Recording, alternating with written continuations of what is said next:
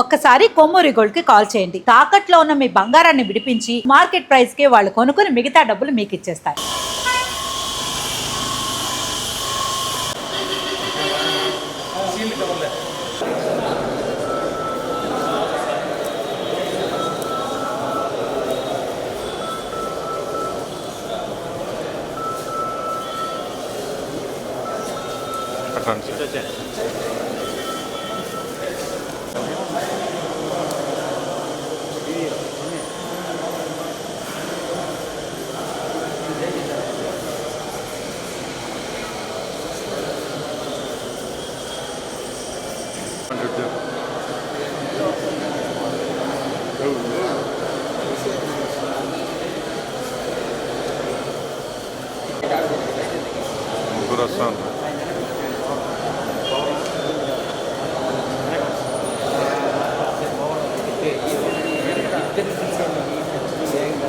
నలుగురు వస్తాను.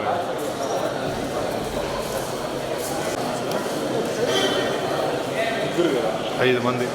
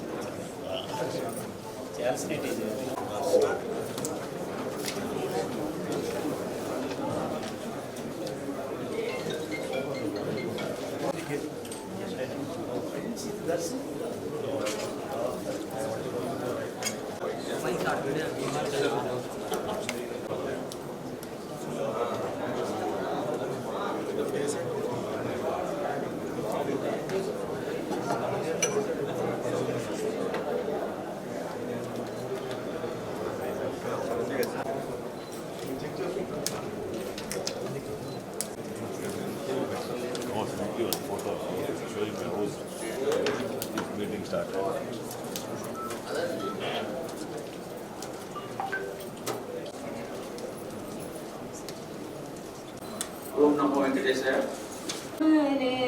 క్షణ కమలాభని పద కమల శ్రీ కమలనాభని పద కమల మే శరణు శ్రీమన్నారాయణ శ్రీమన్నారాయణ పరమయో పరాత్పర పరమయూరి దేవా పరమాత్మా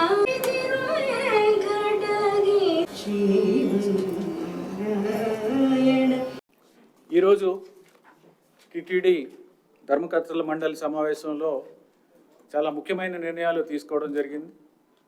ఆ ముఖ్యమైన నిర్ణయాలని మీకు తెలియజేయడానికి ఈ సమావేశం పెట్టడం జరిగింది.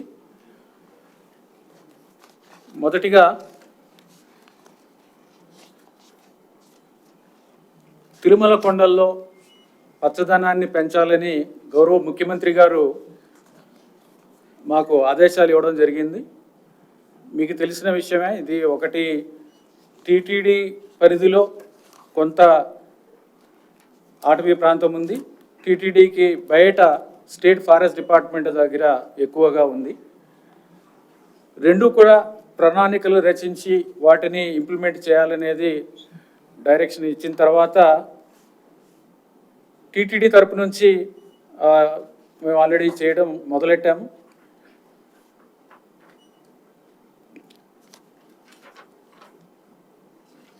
కానీ టీటీడీ బయట ఎక్కువగా ఉన్న ప్రాంతము స్టేట్ గవర్నమెంట్ కంట్రోల్లో ఉంది కాబట్టి వాటికి కూడా వారి ద్వారా కూడా చేయడానికి వారికి ఫండింగ్ అడిగారు టీటీడీ నుంచి. వారికి 4 కోట్ల ఫండింగ్ ఇవ్వాలని ఈరోజు బోర్డు నిర్ణయం తీసుకోవడం జరిగింది. దీని ద్వారా 68% ఉన్న పచ్చదనాన్ని 80% పెంచాలనేది ఈ నిర్ణయం. ఈ ఫండ్ని ఫేజ్ వైజ్ మానిటరింగ్ చేసుకుంటూ ఇంప్లిమెంటేషన్ ఇది 3 సంవత్సరాల్లో దీన్ని విడుదల చేయాలని నిర్ణయించడం జరిగింది. అలాగే తిరుచానూరు పద్మావతి అమ్మవారి ఆలయం, అమరావతి వెంకటేశ్వర స్వామి ఆలయం, నారాయణవనం కళ్యాణ వెంకటేశ్వర స్వామి ఆలయం, కపిలతీర్థం కపిలేశ్వర స్వామి ఆలయం, నాగులాపురం వేదనారాయణ స్వామి ఆలయం, ఒంటిమిట్ట కోదండరామస్వామి ఆలయం వీటి సమగ్ర అభివృద్ధి కోసం ప్రణాళికలు తయారు చేయడానికి ఒక కన్సల్టెంట్కి ఇచ్చి దీని ద్వారా అభివృద్ధి ప్రణాళికలు వచ్చిన తర్వాత డీటెయిల్ ప్రాజెక్ట్ రిపోర్ట్స్ వచ్చిన తర్వాత వీటిని అభివృద్ధి చేయడానికి దీనికి నిర్ణయం తీసుకోవడం జరిగింది. అలాగే గతంలో బోర్డు సమావేశంలో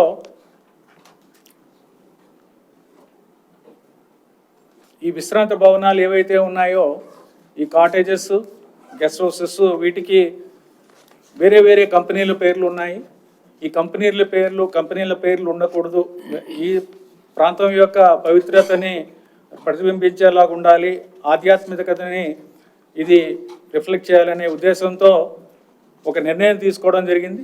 వీటిలో 75 పేర్లను కూడా టీటీడీ ఎంపిక చేయడం జరిగింది. ఈ నిర్ణయం మేరకు 45 విశ్రాంత గృహాల్లో ఈ భవనాల పేర్లు మార్పు చేయడం జరిగింది. దీంట్లో 42 మంది టీటీడీ సూచించిన పేర్లని మార్పు చేశారు. 3 ఇంకా మార్పు చేయడానికి మిగిలి ఉన్నాయి. ఒకటి దాంట్లో ఇండియన్ ఆర్మీకి చెందినది ఒకటి ఉంది, దాన్ని వారితో చర్చించి నిర్ణయం తీసుకుంటాము. మిగిలిన 2 ప్రైవేటు విశ్రాంతి గృహాలు ఉన్నాయి, వారు స్పందించలేదు. వాటిని కూడా టీటీడీ తరపు నుంచి మేమే స్వయంగా దాన్ని మార్చాలనేది నిర్ణయం తీసుకోవడం జరిగింది. అలాగే బిగ్ క్యాంటీన్లు, జనతా క్యాంటీన్లు ఏవైతే ఉన్నాయో గతంలో క్వాలిటీ మీద ఒక ఇంపార్టెన్స్ లేకుండా, ప్రాధాన్యత లేకుండా ఎవరు ఎక్కువ టీటీడీకి ఆదాయం ఇస్తారో వారికి ఇవ్వడం జరిగింది. ఈ ఆదాయం ప్రాతిపదికగా టెండర్ పిలవడం వలన అందరూ కాంపిటీషన్లో ఎక్కువ రేటు వేయటం, ఎక్కువ రేటు ప్రజల నుంచి ఛార్జ్ చేయడం వచ్చిన వారికి, తినడానికి వచ్చిన వారికి. అలాగే క్వాలిటీ కూడా సరిగ్గా లేకపోవడం జరుగుతుంది. అందుకని గతంలో బోర్డు ఒక నిర్ణయం తీసుకోవడం జరిగింది. ఏమిటంటే మనకి రెవెన్యూ ఫోకస్ కాదు, రెవెన్యూ అనేది మనకి ప్రాధాన్యత కాదు. రెవెన్యూ అనేది రావాలి కానీ ఒక రీజనబుల్ రెవెన్యూ ఉండాలి. ఆ రెవెన్యూ ఫిక్స్ చేసుకుని ఎంత ఇవ్వాలి, ఎంత ఆదాయం టీటీడీకి ఇవ్వాలని అది దాని మీద టెండర్ చేయము. దాని మీద మనము లాభం పొంది భక్తులకు అసౌకర్యం కలిగించకూడదనే ఉద్దేశంతో ఒక నిర్ణయం తీసుకోవడం జరిగింది. అంటే రెవెన్యూ అనేది ఫిక్స్ చేసేసి తర్వాత ఎవరైతే క్వాలిటీ ఇవ్వగలరో వాళ్ళకున్న ఎక్స్పీరియన్స్ని బట్టి, వాళ్ళకున్న క్వాలిటీ పారామీటర్స్ చూసుకొని, వాళ్ళకున్న టర్నోవర్ని చూసుకొని, వాళ్ళకున్న వివిధ ప్రాంతాల్లో వాళ్ళు ఏమేమి చేస్తున్నారు ఏంటి, వాళ్ళ రెప్యుటేషన్ ఏంటి, ఇవన్నీ చూసుకుని అలాంటి వారికే ఇవ్వాలి అనేది కూడా నిర్ణయం చేయడం జరిగింది. దానికి సంబంధించి లైసెన్స్ ఫీజు ఎవరెవరు ఎంత పేమెంట్ చేయాలి దాన్ని ఫిక్స్ చేసి టెండర్లో అది పెట్టడం జరుగుతుంది. ఆ టెండర్లో పెట్టిన తర్వాత మనము ఆ క్వాలిటీ పారామీటర్కి సంబంధించిన వాళ్ళ రికార్డులు అవి మనకి ఇస్తారు.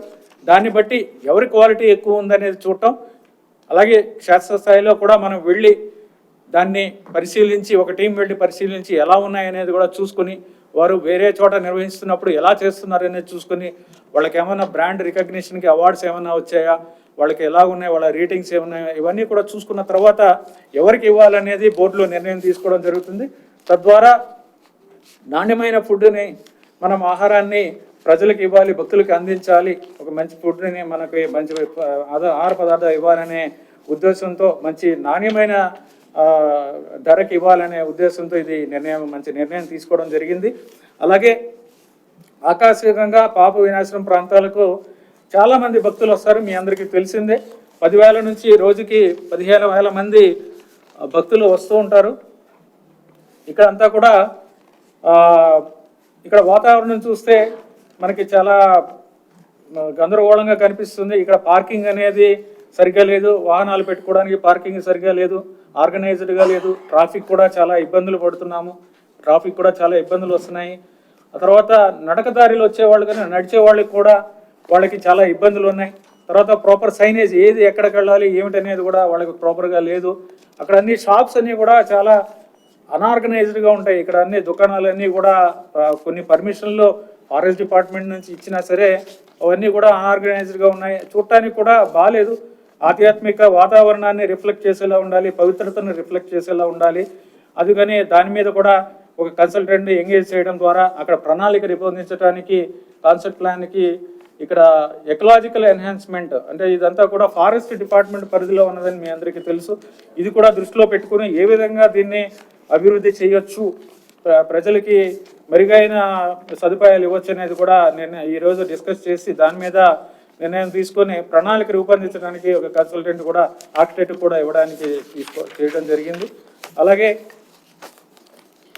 స్విమ్స్ అనేది సూపర్ స్పెషాలిటీ హాస్పిటల్ టీటీడీ పరిధికి తీసుకురావడం జరిగింది. అది దానికోసం ఇది ఎంతో మెరుగైన సేవలు ప్రజలకు ఇస్తుంది. పేద ప్రజలందరూ కూడా ఎంతోమంది లక్షల మంది స్విమ్స్ నుంచి సేవలు పొందుతున్నారు. ఈ స్విమ్స్కి ప్రతి ఏడాది 60 కోట్ల గ్రాంట్ టీటీడీ తరపు నుంచి ఇవ్వడం జరుగుతుంది. దాంతోపాటుగా 100 కోట్లకు మించి టీటీడీ తరపు నుంచి స్విమ్స్కి ఆర్థిక సహాయం వివిధ రూపాల్లో ఇవ్వడం జరుగుతుంది. దీని మీద ఏ విధంగా దీన్ని ఇంకా మెరుగుపరచవచ్చు, కొన్ని ఇన్ఫ్రాస్ట్రక్చర్ వర్క్స్ కూడా చేసుకోవడం జరిగింది. ఈ విధంగా ఇన్ఫ్రాస్ట్రక్చర్ వర్క్స్ ఏవైతే మొదలు పెట్టడం జరిగిందో వాటిని ఏ విధంగా ఉపయోగించవచ్చు, ఇవన్నీ కూడా స్టడీ చేయడానికి ఒక expert committee doctor IV Subbarao గారితో రిటైర్డ్ ఐఏఎస్ ఆఫీసర్ గారు, ఆయన రిటైర్డ్ ఎగ్జిక్యూటివ్ ఆఫీసర్ టీటీడీ కూడా, ఆయన ద్వారా ఒక ఎక్స్పర్ట్ కమిటీ ఒకటి వేయడం జరిగింది.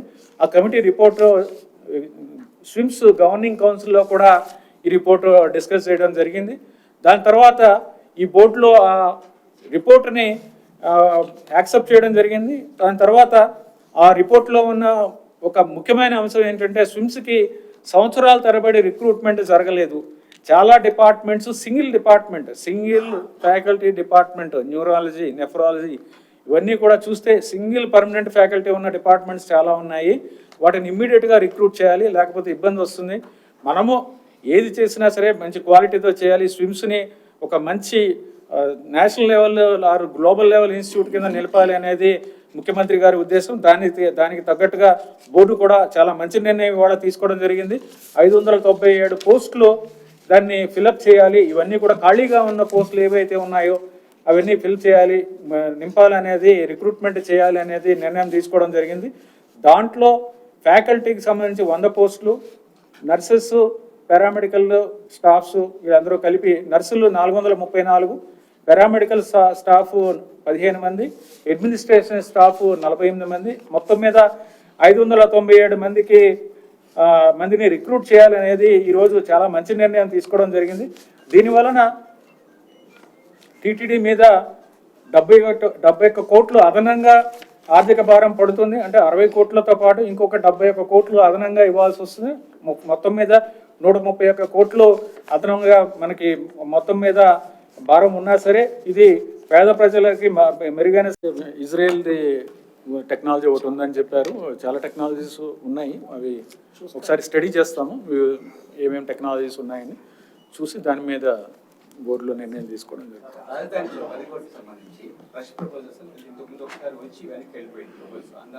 ఇది కాదు, ఇది వేరేది కదా అనంతపురంలో, ఇది వేరే టెంపుల్. అమరావతిలో ఉన్న వెంకటాపాలెంలో ఉన్నదానికి ఆల్రెడీ ఇంతకుముందు చెప్పా కదా, అది కన్సల్టెంట్ని పెట్టి ఇప్పుడు ఉన్న ఆలయం ఏదైతే ఉందో దాన్ని చిన్నది చేయడం జరిగింది. దాన్ని పెద్ద ఆలయం ఒరిజినల్ ప్లాన్ ఏదైతే ఉందో దాని ప్రకారం కట్టి బయట ఇంకా ఫెసిలిటీస్ పిల్గ్రిమ్ ఎమ్యూనిటీస్ సెంటర్లు ఇవన్నీ కూడా అర్చకులకి ఉన్న ఇది అడ్మినిస్ట్రేటివ్ బిల్డింగ్, అర్చకులకు ఒక బిల్డింగ్, తర్వాత పిల్గ్రిమ్ వెయిటింగ్ హాలు, ఇంకా అన్నప్రసాదం కాంప్లెక్స్ ఇవన్నీ కూడా చేయాల్సినవి ఉన్నాయి. ఇవన్నీ కూడా చేయడానికి ముఖ్యమంత్రి గారు పోయినసారి రివ్యూ మీటింగ్లో ఏమన్నారంటే ఆయనకి అంతా చూపించిన తర్వాత ఇది ఇంకా బాగా చేయాలి, దీన్ని బౌండరీ వాల్ కూడా ఏదైతే కాంపౌండ్ వాల్ ఉందో కదా అది కూడా చాలా ఆర్డినరీగా ఉంది, దీన్ని మంచి స్టాండర్డ్లో చేయాలని చెప్పి ఒక మంచి కన్సల్టెంట్ని తీసుకోమన్నారు. అందుకే ఈరోజు బోర్డులో కూడా అప్రూవ్ చేయించుకున్నాము. బోర్డులో అప్రూవ్ అయిన తర్వాత ఆ కన్సల్టెంట్ని ఎవరైనా తీసుకుని కాంప్రిహెన్సివ్గా ఒక మంచి స్టాండర్డ్లో చేయాలనే ఉద్దేశంతో ఇది చేయడం జరిగింది. ఇది వేరే సో ఏదండి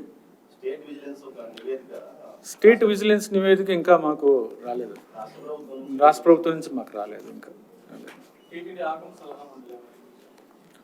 టీటీడీ ఆగమ సలహా మండలి మార్పు చేయడం జరిగింది. అది ఇష్యూ చేయలేదా ప్రెస్ రిలీజ్ సిపిఆర్ గారు? ఇంకా అవ్వలేదా? ఇంకా నేను సైన్ చేశాను, అది రిలీజ్ చేస్తాం. అది ఇష్యూ ఏమైంది? ఇష్యూ చేయలేదా? వస్తుందండి, అది అప్రూవ్ అయిపోయింది. అది అవును, అది గూగుల్కి మొన్న అప్రూవ్ చేయడం జరిగింది. గూగుల్ ఎంఓయూ చేసుకున్నాము మొన్ననే. తర్వాత టీసీఎస్ వాళ్ళు కూడా దాని మీద స్టడీ చేస్తున్నారు. స్టడీ చేసి మేబీ 3-4 నెలల్లో వాళ్ళు ఏమైనా రికమెండేషన్ ఏమన్నా చేయొచ్చు. ముఖ్యంగా మనకున్న కన్స్ట్రెయింట్ ఏంటంటే డేటా అనేది ప్రాపర్గా లేదు, అంతా మాన్యువల్గా మెయింటైన్ చేయడం జరిగింది. ఏ టెక్నాలజీలో చేయాలంటే డేటా కంపైల్ చేయడం అనేది చాలా ఇంపార్టెంట్. ఆ డేటా అనేది లేదు. కొంతవరకు గత 6 నెలల్లో 6-10 నెలల్లో మనం డేటా అనేది కొంతవరకు బిల్డప్ చేయడం జరిగింది కొంత టెక్నాలజీ ఉపయోగించి. సో వారికి ఇది ఒక పెద్ద ఛాలెంజ్. సో చేస్తారు వాళ్ళు. నాన్ హిందూస్కి సంబంధించి TTD board had recommended to the government to take the non-Hindus into the government's fold. Request. Turned down the TTD's plea, and when it suggests that TTD should accommodate in non-Hindu, non-religious organizations అని చెప్పారు. So దాని తర్వాత బోర్డులో ఇది వేరే డిపార్ట్మెంట్లో తీసుకోవడానికి అంత డిపార్ట్మెంట్స్లో ఇబ్బంది కూడా. బట్ ఎనీవే అది అవును, త్వరలోనే ప్రమోషన్లు కూడా టేకప్ చేస్తాము. ప్రమోషన్లు నిలిచిపోవడానికి ముఖ్యమైన కారణం ఏంటంటే రూల్ ఆఫ్ రిజర్వేషన్ ఇష్యూ మీద కొన్ని కోర్టు నిర్ణయాలు ఉన్నాయి. దాని మీద ఏకాభిప్రాయం కుదరలేదు. దాని మీద లీగల్గా కూడా కొన్ని ఇష్యూస్ వచ్చాయి. ఇది గవర్నమెంట్కి రిఫర్ చేశాము, కొన్నిటి మీద క్లారిఫికేషన్ ఇమ్మని.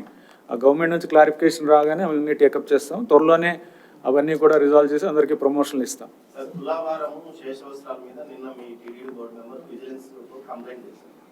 గతంలో కూడా లాస్ట్ పార్లమెంట్ సమావేశంలో కూడా ఆయన ఇదే విషయాన్ని చెప్పాడు. గతంలో 2019-2024 మధ్య కాలంలో ఏదైతే తులాభారం విషయంలో చాలా తక్కువగా అమౌంట్ చూపిస్తున్నారు. దీనిపైన ఏమన్నా మీరు లాస్ట్ పార్లమెంట్ సమావేశానికి ముందు కూడా ఇష్యూలు లేవనెత్తారు. విజిలెన్స్ వరకు పోవాల్సిన అవసరమా? ఇక్కడ మీరు అంతర్గతంగా ఏమన్నా విజిలెన్స్ విచారణ జరిగింది? విజిలెన్స్ విచారణ ఇప్పటికే మొదలైందండి. విజిలెన్స్ సివిఎస్ఓ గారు ఆయన పర్సనల్గా మానిటర్ చేస్తున్నారు. దాని మీద విజిలెన్స్ ఎంక్వైరీ జరుగుతుంది. మనకి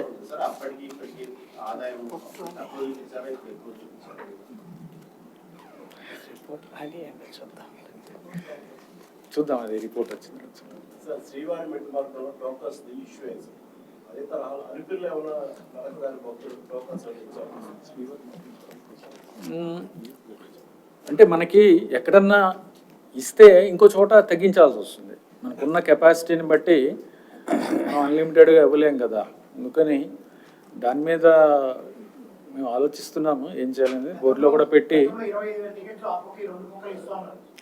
ఇచ్చారు. అప్పటికి ఎస్ఎస్డి లేదు కదా. ఎస్ఎస్డి పెట్టిన తర్వాత ఈ నంబర్లన్నీ కలిపి ఉన్న కెపాసిటీని బట్టే ఇస్తారు. ఎక్కడ ఇస్తారా, కాలినడకని ఇస్తారా, లేకపోతే ఎస్ఎస్డి కింద ఇస్తారా, ఇవన్నీ కూడా నంబర్ ఫిక్స్డ్. దాంట్లోంచే ఇక్కడ నుంచి అక్కడ ఎక్కువ చేస్తే ఇక్కడ కట్ చేయాలి, ఇక్కడ కట్ చేస్తే ఇక్కడ అన్హ్యాపీగా ఫీల్ అవుతారు. అందుకని ఆల్రెడీ శ్రీవారి మెట్టులో మొదలు పెట్టాము. ఇంతకుముందు శ్రీవారి మెట్టులో కోటా కింద ఇచ్చేవారు కానీ ఎన్ఫోర్స్ చేసేవారు కాదు. అది గత 10 నెలల్లో దాన్ని ఎన్ఫోర్స్ చేయడం మొదలెట్టాము శ్రీవారి మెట్టుది. బట్ ఇక్కడ చేయడానికి ఏంటంటే అంత 4,000 5,000 కట్ చేసి మనకు ఉన్న దాంట్లో ఎస్ఎస్డిటి కాయిన్స్ డిమాండ్ చాలా ఎక్కువగా ఉంటుంది. అక్కడ ఉన్న దాంట్లో పెంచాలి కానీ తగ్గించడం అనేది మంచిది కాదు అనే దాని మీద నిలిచిపోయింది. అది స్టడీ చేస్తున్నాం, అది బోర్డులో నిర్ణయం తీసుకోవాలి. రెండు తగ్గించి ఇక్కడ తగ్గించి అక్కడ పెంచటమా, మొత్తం మీద అక్కడ పెంచి ఇక్కడ పెంచి అయితే చేయలేం కదా. సరే, సుప్రాసేని మీరే చూసుకుంటారు. సుప్రాసేని 2 రోజుల్లో ఆడ పెద్ద దోపిడీ లాంటి వ్యవస్థ జరుగుతుంది. శ్రీవారి మెట్టులో అక్కడ ఇబ్బంది ఉంది. అక్కడ ఆటో వాళ్ళు చాలా ఇబ్బందులు గురి చేస్తున్నారు. అది ముఖ్యంగా పోలీస్ వ్యవస్థ నుంచి, పోలీసు విభాగం నుంచి వారు దాని మీద చర్యలు తీసుకుంటున్నారు. మధ్య మధ్యలో సడన్గా ఒక ఇలాంటివి కంట్రోల్ తప్పి ఇలాంటివి జరుగుతున్నాయి. బట్ దానికి ఒక పర్మనెంట్ సొల్యూషన్ ఒకటి చేయాల్సిన అవసరం ఉంది. దానికి పర్మనెంట్ సొల్యూషన్ ఒకటి మేము త్వరలోనే ఒక వారం 10 రోజుల్లో దానికి ఒక పర్మనెంట్ సొల్యూషన్ కూడా దాని మీద చర్చిస్తున్నాము. ఆ పర్మనెంట్ సొల్యూషన్ కూడా మీకు తెలియజేస్తాం. సార్, గోశాల విషయంలో ఇంత వివాదం నడిచింది. దానికి ఇంకా ప్రత్యేకంగా ఓ డైరెక్టర్ని కానీ నియమించే అవకాశం లేదు. గోశాలలో ఏమి వివాదం అండి? ఈ వివాదం చనిపోయినాయి అని అంటే అప్పుడే ప్రొఫెషనల్ డాక్టర్ని కానీ ఎవరైనా అక్కడ అందరూ ప్రొఫెషనల్ డాక్టర్స్ ఉన్నారు, డైరెక్టర్ ఉన్నాడు, మంచి కాంపిటెంట్ ఇన్ఛార్జ్ డైరెక్టర్ అయినా సరే పాపం చాలా బాగా చేస్తున్నాడు. మీకు కొన్ని రోజులు పోయిన తర్వాత డేటా కూడా షేర్ చేస్తాను ఏం జరుగుతుంది అనేది. నేను అంత క్లియర్గా ఆ రోజు 1.5 గంట చెప్పాను. దాంట్లో మీరు లేరా ఆ రోజు? మీరు ఏ ఛానల్లో నాకు తెలియదు. ఆ రోజు చెప్పాను, మాట్లాడదాం మళ్ళీ. చెప్పాను కదా ఆ రోజు, మీకు చాలా డీటెయిల్గా చెప్పాను. అంటే యావరేజ్గా నేను చెప్పింది ఏంటంటే 2019 నుంచి 24 వరకు ఎన్ని ఆవులు ఏం చనిపోయినాయి ఆ పాత డేటా సరిపోతుంది. ఓకే, బట్ నేను చెప్పింది ఏంటంటే ప్రతి నెల 14 యావరేజ్గా చనిపోతాయి. ఇంతకుముందు జరిగింది, ఆ తర్వాత గత 7-8 నెలలుగా కూడా జరిగింది, దానికి ముందు కూడా జరిగింది అనేది చెప్పాను.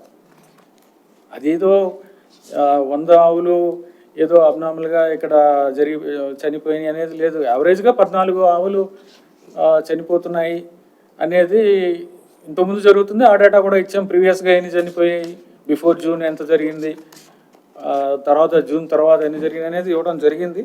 దాంట్లో అబ్నార్మల్గా ఏం లేదు. బట్ మేము చేస్తుంది ఏంటంటే ఇప్పుడు దీన్ని ఇంకా ఎలా తగ్గించాలి, ఈ నంబర్ ఎలా తగ్గించాలి, దీని మీద ఏ విధంగా మనము ఆవుల్ని ఇంకా ఏ విధంగా మెరుగ్గా చూసుకోవాలి అనే దాని మీద ఎక్సర్సైజ్ చేస్తున్నాం. దాని మీద మీకు ఏం డౌట్ అవ్వక్కర్లేదు. కొన్ని రోజులు పోయిన తర్వాత మేము ఏం చేసామనే చేసిన తర్వాత చెప్తాం. చేసే ముందు ఇలా చేస్తామని అది చెప్పుకునే అలవాటు లేదు. చేసిన తర్వాత ఏం రిజల్ట్స్ వచ్చాయి అనేది మీకు చూపించడం జరుగుతుంది. డెఫినెట్గా రిజల్ట్స్ ఉంటాయి. గతం మీద మెరుగ్గానే ఉంటుంది, దాంట్లో డౌట్ లేదు.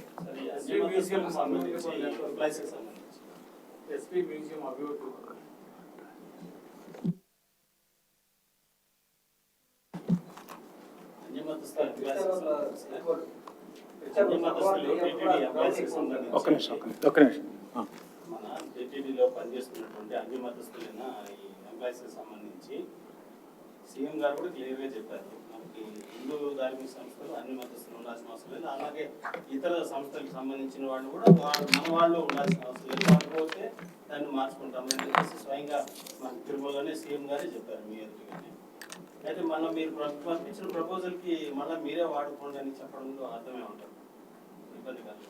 ఇంకా ఉన్న వాళ్ళని మరి ఏం చేస్తాం, ఎక్కడ కూడా పెట్టాలి కదా, ఎక్కడ పెట్టాలి. ధార్మిక సంస్థలు కాకుండా ప్రభుత్వం తీసుకుంటే అనేది మన ప్రపోజల్ కరెక్ట్ కదా. చూద్దాం, విఆర్ఎస్ స్కీమ్ ఉంది కదా, ఈ స్కీమ్ తర్వాత చూద్దాం. వేరియస్ ఆప్షన్స్ ఎక్స్ప్లోర్ చేసి చెప్పమన్నారు. విఆర్ఎస్లో అయిపోతే ఓకే, విఆర్ఎస్లో సక్సెస్ కాకపోతే ఎవరన్నా మిగిలితే అప్పుడు ఏం చేయాలనేది ఆలోచిద్దాం.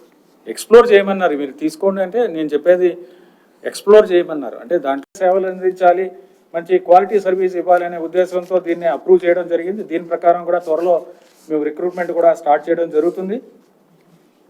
దీంతో పాటుగా శ్రీవారి వైద్య సేవ అనేది చాలామంది డాక్టర్సు, ప్రొఫెషనల్స్ ఈ వైద్య సేవ అందించడానికి వాలంటీర్గా ఎలా అయితే శ్రీవారికి మనకి వాలంటరీ వ్యవస్థ ఉందో ఆ విధంగా ఇవ్వడానికి చాలామంది ముందుకు వస్తున్నారు. దానికి కూడా శ్రీవారి వైద్య సేవ పేరు మీద వారందరికీ కూడా ఇవ్వడానికి సేవ చేయడానికి అవకాశం ఇవ్వడానికి ముఖ్యమంత్రి గారు కూడా గతంలో చెప్పడం జరిగింది. ఇక్కడికి వచ్చినప్పుడు వారు డైరెక్షన్ కూడా ఇవ్వడం జరిగింది. దాని ప్రకారం గవర్నింగ్ కౌన్సిల్లో నిర్ణయం తీసుకున్నాము స్విమ్స్కి సంబంధించి. అలాగే ఇవాళ గవర్నింగ్ టీటీడీ బోర్డులో కూడా ఈ విధంగా నిర్ణయం తీసుకున్నాం. దాంతోపాటుగా వాలంటీర్స్ని, శ్రీవారి సేవకి వాలంటీర్స్ని కూడా తీసుకుని ఆ వాలంటీర్స్ ద్వారా ఇక్కడ సేవలు పొందడానికి వచ్చిన ఎవరైతే పేద ప్రజలు ఉంటారో, చాలామంది చదువుకునే వాళ్ళు, కొద్దిగా నాలెడ్జ్ అంత తెలియని వాళ్ళు, అక్కడ ప్రాంతాలు తెలియని వాళ్ళు, వీళ్ళందరూ వస్తారు. వాళ్ళకి గైడ్ చేసి ఏ విధంగా వాళ్ళకి సేవలు అందించడానికి, ఎక్కడెక్కడికి వెళ్ళాలి, సేవలు పొందాలంటే ఎక్కడికి వెళ్ళాలి, ఇవన్నీ కూడా వాలంటీర్స్ వాళ్ళకి అసిస్ట్ చేయడానికి కూడా ఆ వాలంటీర్ సేవను కూడా ప్రారంభించడం జరిగింది. ఇప్పటికే దాని మీద కూడా ఈరోజు నిర్ణయం తీసుకోవడం జరిగింది. అన్ని మతస్థులని బదిలీ చేయాలనేది టీటీడీ బోర్డు ఇప్పటికే నిర్ణయం చేయడం జరిగింది. ఇప్పటిదాకా 29 మంది అన్ని మతస్థులు ఇక్కడ నాన్ హిందూస్ టీటీడీలో పనిచేయడం జరుగుతుంది. వీరందరినీ కూడా గవర్నమెంట్కి మేము వేరే డిపార్ట్మెంట్స్ పంపించడం అనేది ఎక్స్ప్లోర్ చేయాలని టీటీడీ బోర్డు గతంలో నిర్ణయం చేయడం జరిగింది. దాని ప్రకారం టీటీడీ బోర్డు నిర్ణయానికి తగ్గట్టుగా గవర్నమెంట్కి ప్రపోజల్ పంపిస్తే టీటీడీలోనే వేరే డిపార్ట్మెంట్స్లో పెట్టుకోమని మేము చెప్పడం జరిగింది. దాని తర్వాత బోర్డులో బీఆర్ఎస్ వాలంటరీ స్వచ్ఛంద పదవి విరమణ స్కీమ్, అంటే వాలంటరీ రిటైర్మెంట్ స్కీమ్ ఒకటి ప్రపోజ్ చేయమని చెప్పడం జరిగింది. దాని ప్రకారం వాలంటరీ రిటైర్మెంట్ స్కీమ్ కూడా ఈరోజు ఆ స్కీమ్ కూడా అప్రూవ్ చేయడం జరిగింది. ఆ స్కీమ్ యొక్క డీటెయిల్స్ ఏమిటంటే, మొత్తం అన్నీ కాదు, కొన్ని ముఖ్యమైన అంశాలు చెప్తాను. దాంట్లో వారు కంప్లీట్ అయిన సర్వీస్కి ప్రతి సంవత్సరానికి 45 రోజులు, లేకపోతే మిగిలిన సర్వీస్కి ప్రతి సంవత్సరానికి 45 రోజులు. ఈ రెండిట్లో ఏది తక్కువ వస్తే అది ఇవ్వడం జరుగుతుంది వారికి వాలంటీర్ రిటైర్మెంట్ అప్పుడు. అలాగే ఇది మినిమం 10 lakhs వస్తుంది. ఎవరైనా రిటైర్మెంట్ తీసుకుంటే ఈ స్కీమ్లో 10 లక్షలు మినిమం వస్తుంది. మ్యాక్సిమం బెనిఫిట్ 25 lakhs వస్తుంది. అలాగే వారికి రావాల్సిన బెనిఫిట్స్ ఏవైతే ఉంటాయో, statutory benefits, pension, gratuity, leave encashment ఏవైతే రూల్ ప్రకారం ఉంటాయో అవన్నీ కూడా ఏదైతే అప్లికబుల్ ఉందో అవన్నీ కూడా ఇవ్వడం జరుగుతుంది. దీంతోపాటుగా 29 మంది ఎవరైతే ఉన్నారో అందరూ గ్రూప్గా వారు రిటైర్మెంట్కి ఒప్పుకుంటే వారందరికీ కూడా ఒక్కొక్కరికి 50 లక్షల అదనంగా 5 లక్షలు అదనంగా అందరికీ ఒక్కొక్కరికి ఇవ్వడం జరుగుతుంది. అది ఈరోజు ఈ స్కీమ్ అప్రూవ్ చేయడం జరిగింది. దీని తర్వాత ఈ స్కీమ్ని ఈ ఉద్యోగస్తులతో వారితో కూడా చర్చించడం జరుగుతుంది.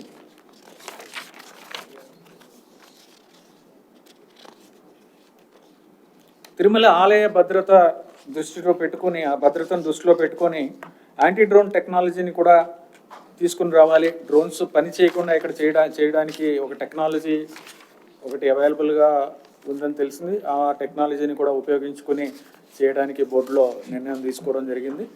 ఒంటిమిట్టలో మొన్న సీతారాం కళ్యాణం జరిగినప్పుడు ముఖ్యమంత్రి గారు ఒక నిర్ణయం ప్రకటించారు. అక్కడ నిత్యం అన్నదానం జరగాలి అనేది సారు చెప్పడం జరిగింది, గౌరవ ముఖ్యమంత్రి వారు చెప్పడం జరిగింది. దాని నిర్ణయం ప్రకారం త్వరలోనే ఇక్కడ ముఖ్యంగా మాకు ఉన్న ఇబ్బంది ఏంటంటే, ఇక్కడ బిల్డింగ్ అనేది కావాల్సినంత సైజులో ఉన్న బిల్డింగ్ లేదు. దానికి టెంపరీగా ఒక బిల్డింగ్ ఏదన్నా సరే, ఒక టెంపరీ స్ట్రక్చర్ అన్నా పెట్టి అక్కడ అన్నదానం అనేది త్వరలోనే మొదలు పెట్టాలనేది ఇవాళ నిర్ణయం కూడా బోర్డులో తీసుకోవడం జరిగింది. అలాగే రాజధానిలో ఉన్న రెండవ ముఖ్యమైన టీటీడీ దేవాలయం తుళ్ళూరు మండలంలో అనంతవరంలోని టీటీడీ దేవాలయం, దీన్ని కూడా సమగ్రంగా అభివృద్ధి చేయడానికి, వెంకటేశ్వర స్వామి ఆలయాన్ని అభివృద్ధి చేయడానికి 10 కోట్లు ఈరోజు దీన్ని అప్రూవ్ చేయడం జరిగింది.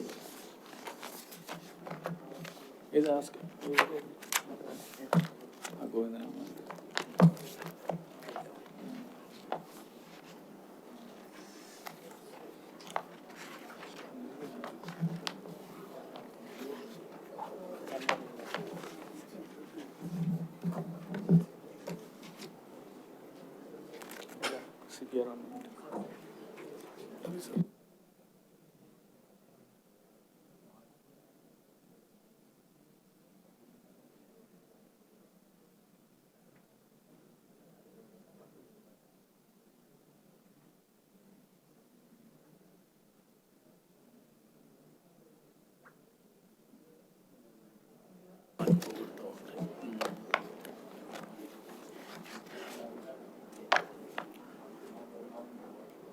ఇటీవలే మీరందరూ కూడా చూస్తుంటారు, స్వామివారికి సంబంధించిన స్వామివారిని కీర్తిస్తూ గోవిందనామాల ఈ భజన ఇవి ఉన్నాయో, ఈ సాంగ్ ఏదైతే ఉందో దీన్ని వక్రీకరించి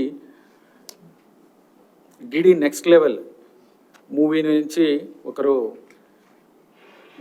వక్రీకరించి భక్తుల మనోభావాలు దెబ్బతినేలాగా దీన్ని కంపోజ్ చేసి యూట్యూబ్లో రిలీజ్ చేయడం జరిగింది. దీని మీద కూడా లీగల్ చర్యలు తీసుకుంటామని లీగల్ నోటీస్ కూడా ఇవ్వడం జరిగింది. దాంతోపాటు ఈ గీతం ఏదైతే ఉందో, ఈ భజన ఏదైతే ఉందో, ఈ గోవిందనామాల మీద ఇది టీటీడీకి రైట్ కూడా ఉంది. ఎందుకంటే ఇది ఆల్రెడీ మేము దాన్ని రికార్డ్ చేసి యూట్యూబ్లో ఆన్లైన్లో కూడా పెట్టడం జరిగింది.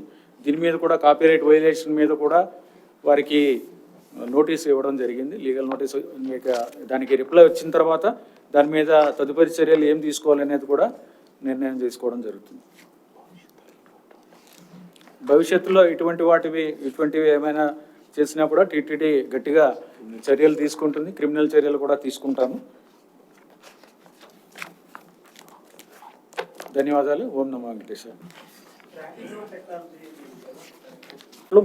మీరు ఆప్షన్స్ చూడమన్నారు, వేరియస్ ఆప్షన్స్ చూడమన్నారు, మేము తీసుకోమని చెప్పలేదు, మీరు ఎక్స్ప్లోర్ చేయమన్నారు. ఎక్స్ప్లోర్ ఇన్ వేరియస్ ఇన్స్టిట్యూషన్స్ అని. ఇది అయిన తర్వాత సక్సెస్ కాకపోతే ఏం చేయాలనేది మళ్ళీ ముఖ్యమంత్రి గారితో డిస్కస్ చేసి ఏం చేయాలనేది చూస్తాం.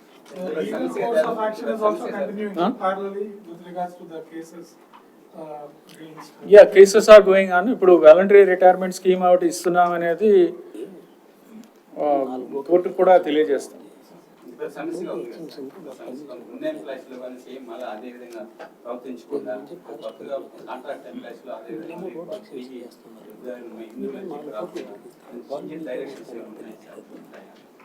ఇప్పుడైతే ఎవరు కూడా నాన్ హిందూస్ని ఎవరిని తీసుకోవడానికి వీల్లేదు. రూల్స్ అయితే చాలా స్ట్రిక్ట్గా ఉన్నాయి. స్విమ్స్లో కూడా మన రిక్రూట్మెంట్లు జరిగినప్పుడు కూడా దాన్ని స్ట్రిక్ట్గా ఇంప్లిమెంట్ చేసాం. దానివల్ల కొంతమంది ధర్నా చేయడం ఇవన్నీ చేశారు. అయినా కానీ మేము గట్టిగా నిలబడి ఆ విధంగా కుదరదు, టీటీడీ సంస్థ ఇది అనేది కూడా చెప్పడం జరిగింది. Okay, thanks sir. సార్ ఇవ్వ గారు చెప్పండి. అంటే టీటీడీకి సంబంధించి అంటే విజిలెన్స్ రిపోర్ట్ చాలా వరకు పెండింగ్ ఉన్నాయి కదా. ఈ మధ్య కూడా పరకామనికి సంబంధించి పెట్టారు, తర్వాత తులాభారానికి సంబంధించి కూడా నేను విజిలెన్స్కి మీ సభ్యుడే డిమాండ్ చేశాడు. అంటే ఏంటి టీటీడీకి వచ్చిన విజిలెన్స్ రిపోర్ట్స్ అన్ని ఏమైనా సార్, ఏమైనా యాక్షన్ తీసుకునే అవకాశం ఉందా? టీటీడీకి విజిలెన్స్ రిపోర్ట్స్ ఏవైతే ఇంటర్నల్ విజిలెన్స్ ఏదైతే ఉందో, శ్రీ వెంకటేశ్వర గారు చేసిన రిపోర్ట్స్, వాటన్నిటికీ టైం టు టైం యాక్షన్స్ తీసుకుంటున్నాము. అవన్నీ కూడా బోర్డులో నిర్ణయాలు తీసుకోవడం జరిగింది, మీరు కూడా చూశారు. బట్ మీరు అడుగుతున్నది ప్రాబబ్లీ స్టేట్ నుంచి రావాల్సిన విజిలెన్స్ రిపోర్ట్ని. స్టేట్ నుంచి ఏమి రిపోర్ట్ రాలేదు. ఆ రిపోర్ట్ వస్తే దాని మీద ఏం చేయాలనేది నిర్ణయిస్తాం. అంటే వన్ మోర్ సార్, మఠాలకు సంబంధించి ఇప్పటి వరకు బోర్డులో చర్చించినట్టుగా తెలుస్తోంది. ఏంటి వైలేషన్ ఏమైనా జరిగిందా? ఇప్పటి వరకు 32 మఠాలు తిరుమలలో ఉన్నట్టుగా తెలుస్తుంది. ఈ మఠాలు రెగ్యులేషన్ చేసే అవకాశం ఏదైనా ఉందా?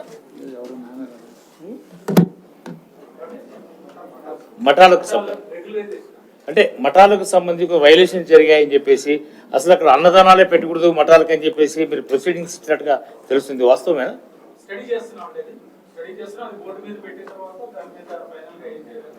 అంటే నోటీసెస్ మఠాల అధిపతులకు ఇస్తున్నారా, మేనేజర్స్కి ఇస్తున్నారా?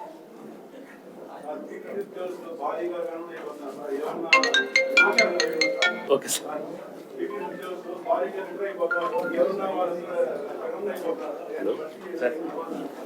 సార్ చెప్పండి సార్.